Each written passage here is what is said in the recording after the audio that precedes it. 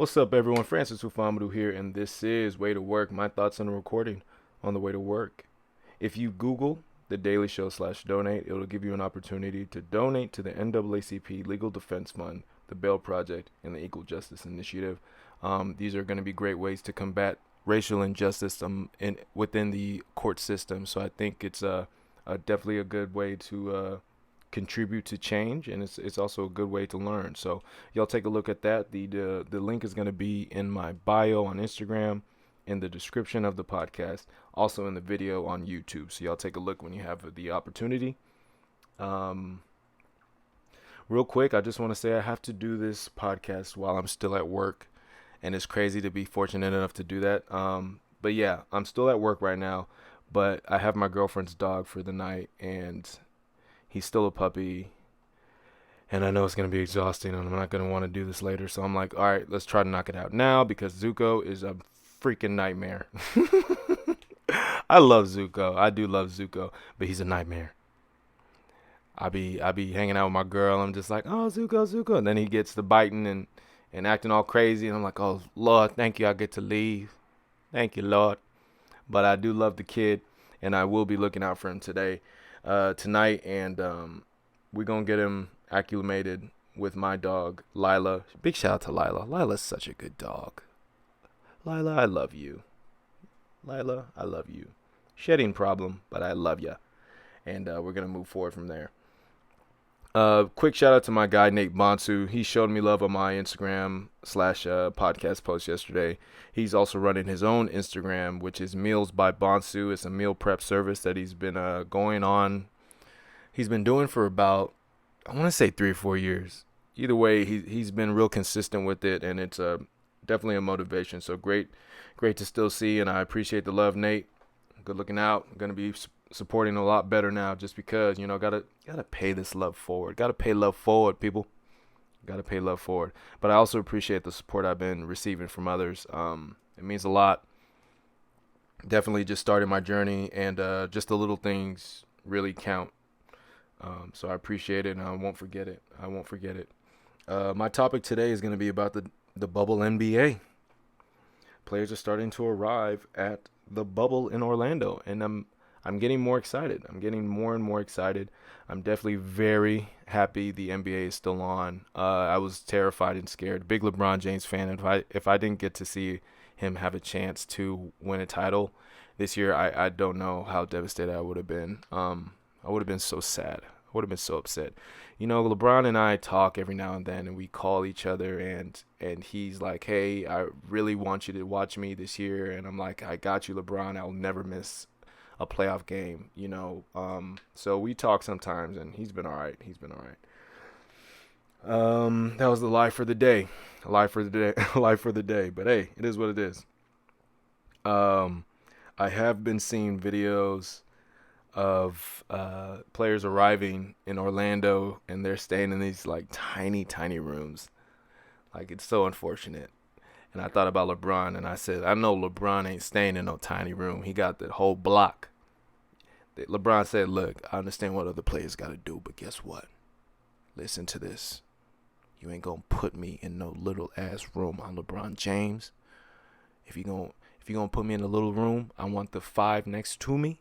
You're going to tear down the walls. I got the money. I can pay for it. You're going to tear down the walls, and it's going to be my big suite. I think it's funny thinking LeBron trying to stay in a room like that. LeBron ain't staying in no tiny room. That's LeBron James. He got a suite. We all know it. He has a movie theater and a bowling alley. He probably has an early screening of Space Jam 2. He got it all out there. I'm not worried about LeBron's time in the bubble. But other players staying in that little ass room, damn, I'm sorry, guys. Just play like LeBron. Just play like LeBron, and you'll have a room like that. Duh. Come on. It's simple. The equation is out there. But definitely glad a lot of players are still being courageous during these times to play. I think it's very important to kind of point that out. It's not easy what they're doing, and that just makes this season a little bit more special, because to me it's like we're going through all this stuff in the world, and y'all are still gearing up to play. A lot of players respectfully didn't want to do it, which is their choice, and we have to completely understand it. But the ones that are suiting up, we appreciate you as well. And I'm glad the NBA is going to be starting here soon. Super happy for J.R. Smith and Jamal Crawford. Those are two players I know should still be in the league, playing valued minutes, and I know they can still make a contribution. Jamal Crawford more than J.R. Smith. I'll get to that here in a second, right? Jamal Crawford is a bad dude. I love the way he plays, and just being able to see him, you know, get back in there and having to miss time for no apparent reason. I don't understand why he wasn't on the team, but I get it. I mean, it's the business, but when he's that good and at his age still and not being able to play, I think it's just a matter of, oh, he's old, he's washed up, we don't need him on the team. But I'm glad to see he's able to still play. Not one of my favorite players, but I do love watching him play. Now J.R. Smith,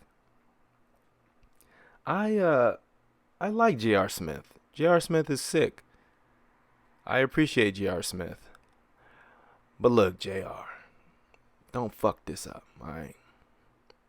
LeBron's giving you a second chance to not fuck this up, okay? If you get the ball with less than 5 seconds left, you either pass it to LeBron for the last shot or you take the last shot. There's no room for I thought we were up. Do you understand me? You probably ain't never gonna listen to this, but JR, just know I'm talking to you out of love. And if you could see me right now, I'm talking to you with my eyes closed because I'm so passionate about what I'm saying. LeBron played his heart out game 1 in the finals against Golden State. KD fully loaded. Steph, Clay, Draymond, they were all there, and LeBron played his heart out, and he got to the point where the Cavaliers were about to beat him. No Kyrie, just LeBron. K-Love, I wish K-Love was better, but he's not. So it's just LeBron. And you had an opportunity to win the game. I don't want to get too hard in the weeds, but JR, do not fuck this up, please. JR, I beg of you, please do not fuck this up. I saw a podcast, I think you were on All the Smoke. Shout out to All the Smoke. Harrison Barnes, Steven Jackson doing their thing. I like their show. Anyway, he was on there. He's like, I don't know why I'm not on the team, man. I don't know why I ain't playing, bro. I said, shut the fuck up, JR. You know exactly why you're not on a team. You said I thought we were up game 1 in the finals, the biggest stage in basketball, and you said I thought we were up. No excuse. The reason you're not on a team is because you showed the world what happens when you play on the biggest stage in basketball. Again, I love you. I appreciate you, JR. You did work for LeBron, but you also fucked up big time, okay? So get that through your head. The reason you weren't in the NBA is because you fucked up. So don't fuck this up. Play your heart out. Show them why you can still be in the league. Show them why you still deserve a position on a team. But don't fuck this up. Oh, JR, don't fuck this up. Don't fuck this up. I'm done. I'm sorry. But again, real excited for the NBA return. Definitely looking forward to the way they empower and emphasize on racial change and racial injustice within the world. I think they're going to be able to combat that even more than if the NBA wasn't coming back. A lot of people had opinions, which I understand, but a lot of people had opinions that it would take away from, what was going on. But in my head, I was like, look, this is the biggest stage going on during a pandemic. Everyone's going to be watching. If they have clear and concise messages throughout the entire rest of the season and how they're going to be expressing themselves and how they know that racism and hate is unacceptable in the world, and they're consistently putting that message out on the biggest stage, which is the only thing people are going to be watching is the NBA. And if they have that message out, if they have the promotions out that are only combating racial injustice in the world, there's There's no better message. There's no more consistent message. So I'm excited to see what they can bring to the table. And I'm excited for the NBA. I think it's going to be a big moment for 2020. I think it's going to